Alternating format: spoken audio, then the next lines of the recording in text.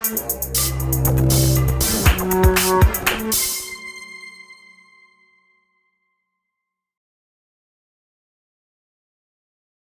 the natural set and cultural sets, there's an intermediary phase, like a linking phase, a linking set where we just start making the postures much more task specific.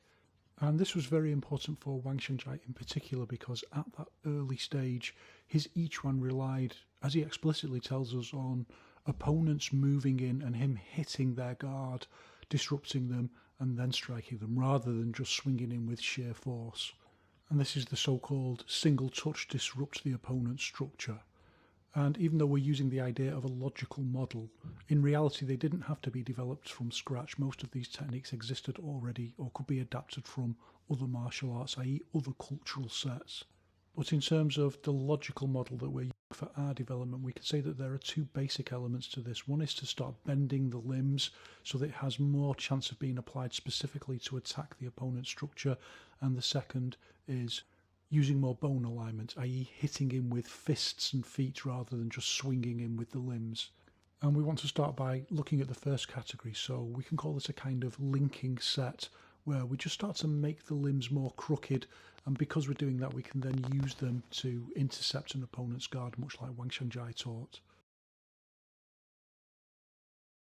Okay, so a while back we looked at this posture where we hit out with the arm a little bit like a chopping movement, and we said that it's not a very strong movement. It relies a lot on the use of muscular alignment, particularly the muscles of the shoulders, just to keep it on the straight and narrow in terms of hitting to the centre line and suddenly stopping it. But relatively speaking, it's not a very strong posture in itself, and we can demonstrate this easily just by doing it on the bag.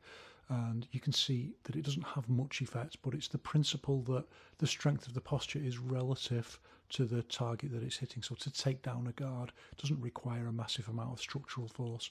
But if we just change the nature of the posture slightly so that we make a more crooked posture and we hit out with more bone alignment, we create a much more powerful structure, we increase force transmission, and we create a much more powerful posture. It's very similar to an elbow, in fact, and it's easily to just merge from one into the other. So I guess I am starting with bone alignment because actually the chop down is more useful for guard engage, but the forearm strike is much more useful in terms of transmission of force, not generating force, transmitting force. They use an identical amount of kinetic energy, but one is much more efficient in transmitting that force. The posture is stacked using open, and when we do a bigger posture like a jab, it leans you back when you use open, but we can just cheat it a little bit because it's such a short posture. Just turn around the spine axis.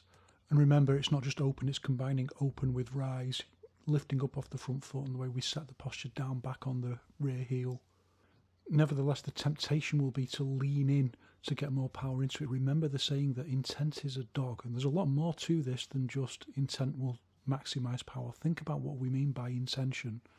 Intention is to do something, for example, maximize force, to hit with as much power as possible.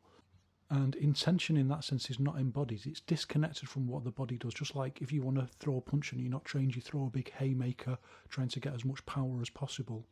And that is very different to the idea of trained intent, where you have a configuration and you want to stack the posture according to that trained configuration. In that sense, the intent is embodied, it's not disembodied. There isn't a disconnect between the command and the execution of the technique. The command embodies the technique. You know the technique, you feel it, it's second nature.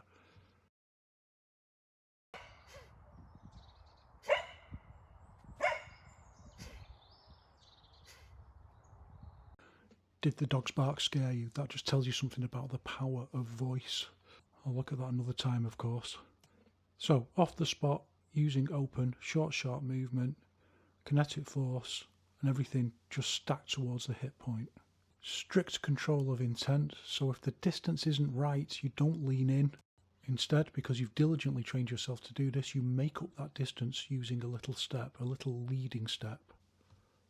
And I'm just demonstrating here that you don't lose bow and you don't lose rise with the step. You keep everything intact.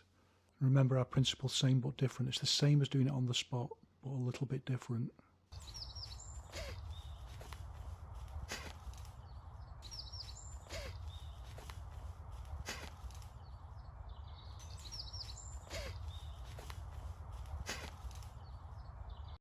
And as we're at the intermediate stage, we need to now start considering that we can modify the template posture, so we don't have to do the guard always in the same way. We can modify, incorporate more modern concepts of, for example, covering the head. What we don't want to do is turn out the inside of the arm, but we can change it so that we can adapt to, for example, sports or the peculiarities of the moment. The main adaptation when we use rear hand forearm push is that we can't hit to the centre line forward in the same direction that we imagine the centre line for the lead hand. If we do, it pulls us too far off balance. So we imagine that our opponent is a little bit out to the side, and that's the centre line. We change our understanding of the centre line and we hit out to that point. So rather than being bound by a rule, we use a different rule. We use footwork to position ourselves better, which is a rule that comes to us directly from Wang Shengjai, but also from common sense. And obviously this uses close and rise in combination. We've looked at that before, so everyone should be familiar with this now. My dog is going to bark though, so be ready.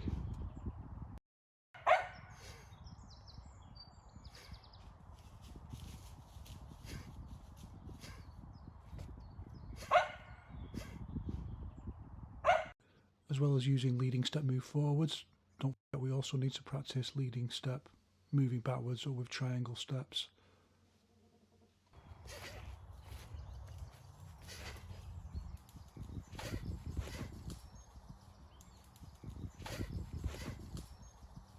And practicing these in faster moving drills, it's not necessarily what you would do in an actual fight, obviously using the same technique twice moving back, particularly a technique like this, but it's really good for practicing your footwork to practice like this. It gives you what we call thinking feet. Next, the inside forearm hit, which gets a bad reputation. People think of it as a really clumsy block, but I find it really useful in sparring. It kind of catches a lot of things if you do it fast. But I also practice it on the bag a lot, from the idea being from a close guard, someone's pressing against you, you just hit into their guard. It primarily uses open, just release force around the spine or central axis. Unlike a jab, it doesn't use much rise with it, it's mostly just the use of open, short, sharp volley. And again, there's different variations which you can learn just by watching.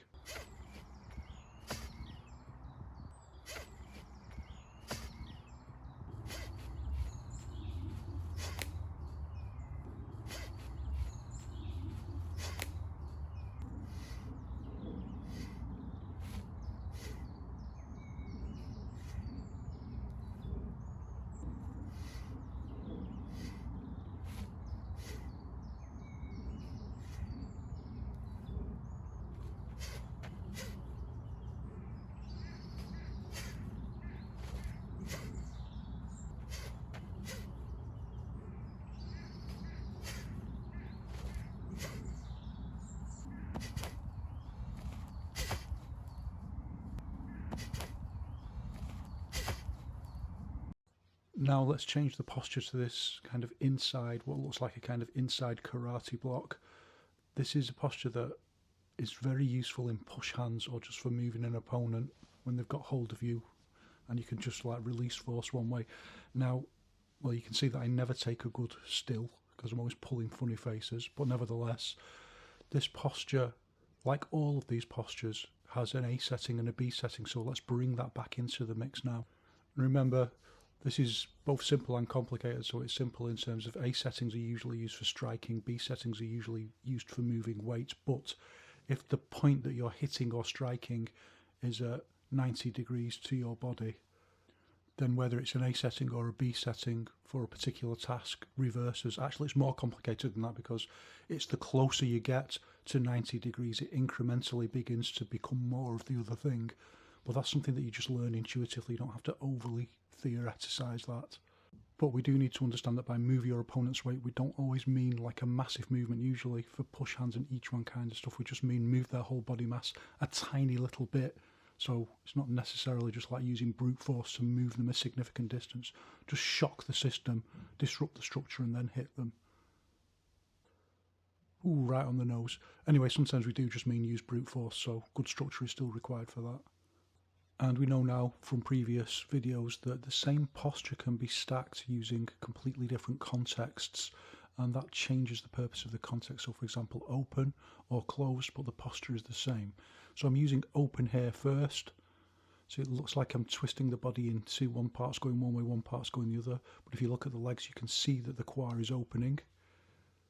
Generally speaking, that's for hitting rather than moving weights, although there's always an exception.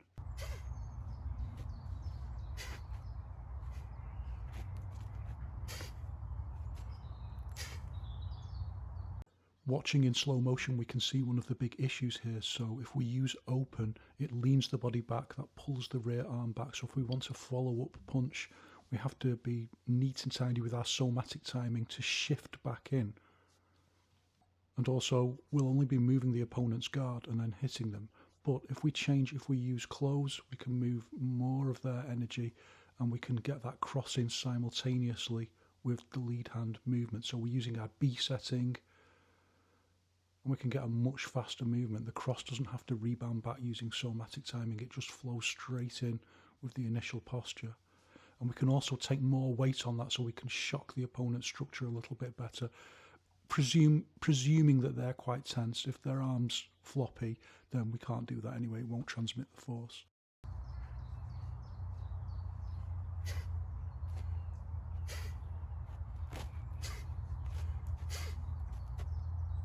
Again, look at the difference this time from the side angle. So we've got to cover that distance as opposed to just getting it all in one using our B setting, i.e. close, straight in with the cross. Maybe it's a bit of a hook looking at it from this angle, but same principle.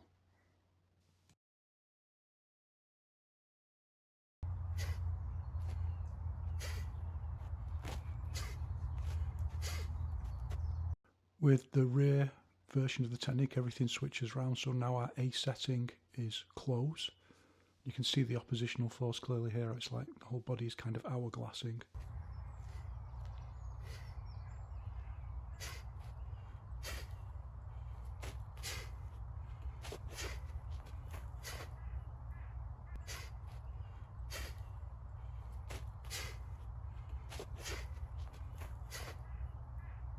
And again, exactly the same with the lead hand. We can use an A setting or a B setting, and all it changes is the context from closed to open. It's the same posture.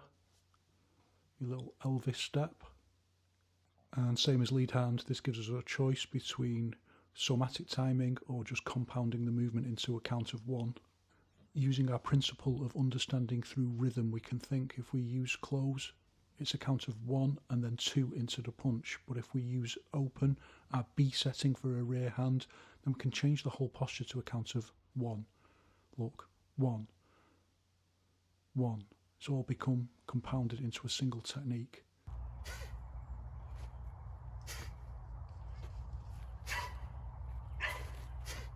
And even if you can't tell whether someone is using open or close, if you listen carefully, you can tell just by listening to the rhythm. So if I switch back to using close, my A setting, listen for the 1, 2.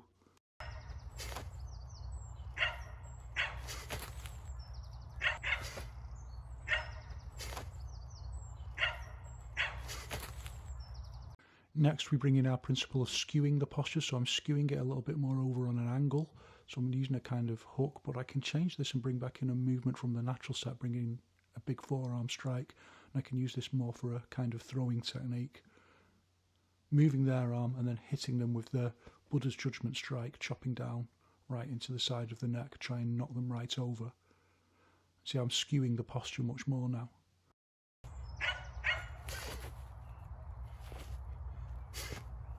And see how that changes the rhythm now to 1 and 2. 1 and 2.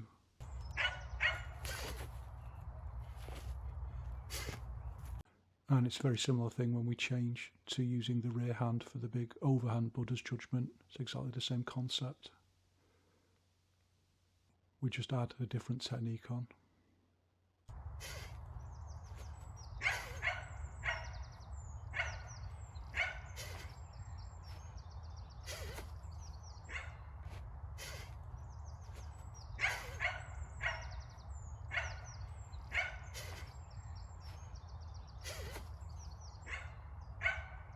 And you can see, by the way, it's quite easy to overbalance with this. You need a lot of control. So you nearly went over then. you've got to really control it and try and use the opponent to stop you as well. And you can have an experiment yourself, but you'll find that if you try and think about these things, you get confused between which one it is you're supposed to be doing. So like there, it gets a little bit confusing. Just visualize the movement that you want to do, and then hopefully you'll just kind of naturally do it after a certain amount of practicing. You can change, do different variation. You can do it with a push,